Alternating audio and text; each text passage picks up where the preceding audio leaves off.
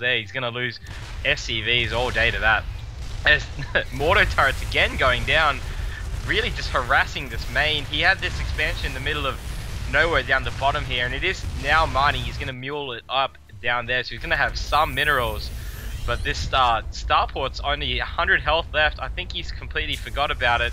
We'll have to see if he remembers now. Now he's going over there to repair it a bit. But this is no good for Oxygen. This early Banshee play has been counted so far. Yeah, continuing to drop turrets with this Raven. Meanwhile, RedArchon's using the opening to expand himself.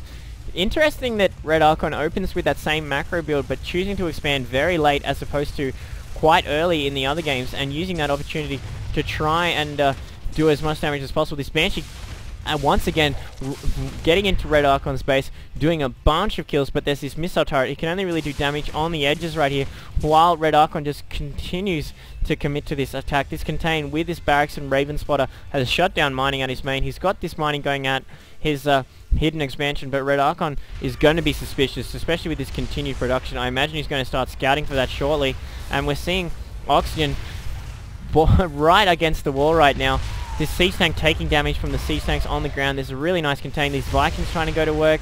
If he can get air superiority, he might be able to do some more damage, especially if he can get that Raven out, which has just been so obnoxious with those auto turrets. The thing is, those SCVs that did survive, he could not evacuate them because of this contain, and he could not get them to his hidden expansion, which is only going just now. And this entire time, for to be this long not mining from your main, and this really nice defended pocket, I just feel that Oxygen is in dire straits right now.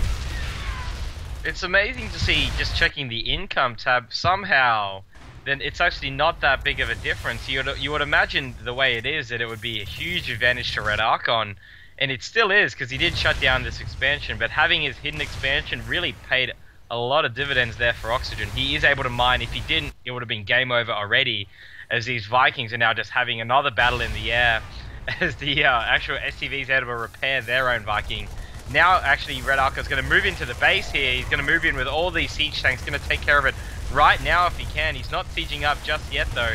He's going to move in straight right now, and this is terrible for Oxygen. Yeah, there's really not that much that Oxygen can do. He was really keeping it a little bit level by that continued Banshee harassment, but just the sheer number of siege tanks and the ability for RedArchon a strong point, going to throw down the turret, worried about those Banshees being hugely crucial. Starport going down, and liftoff as Oxygen gets desperate, looking like he might even go for a complete base removal. Yes, he does, lifting up the orbital, and possibly going to remove himself to the right-hand side of the map right here, and RedArchon is basically leveling him.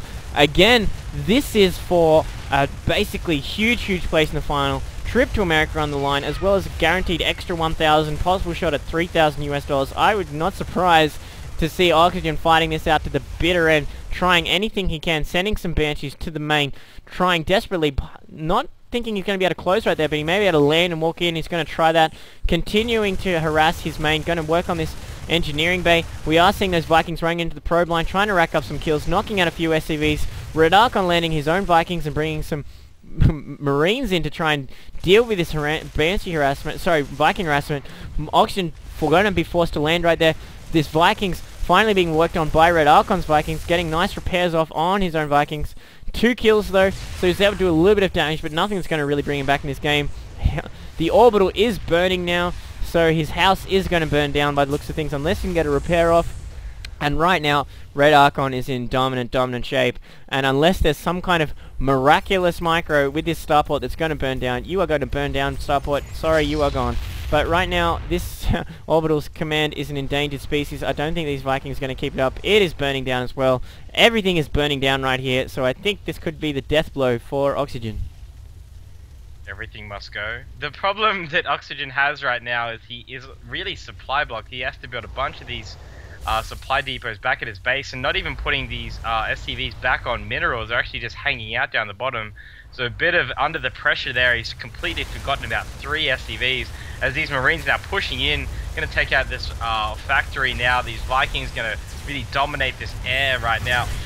There really isn't much Oxygen can do, and there's the GA. Yeah, really interesting way to see Oxygen go down, and there would be a lot said about it, simply because Oxygen cheesed a lot and was very effective right throughout. And considering who he took out a who's who of StarCraft 2 players in Southeast Asia, anyone who can go through Legionnaire, Glade, Nirvana, and then get knocked down by ice, but still manage to notch $1,000 is pretty amazing. So Oxygen will be the third place finisher in this tournament, and he gets $1,000 for his trouble. But RedArchon will go through to the grand final, guaranteed trip to Blizzcon, and he'll be up against Ice, playing for that $3,000 USD.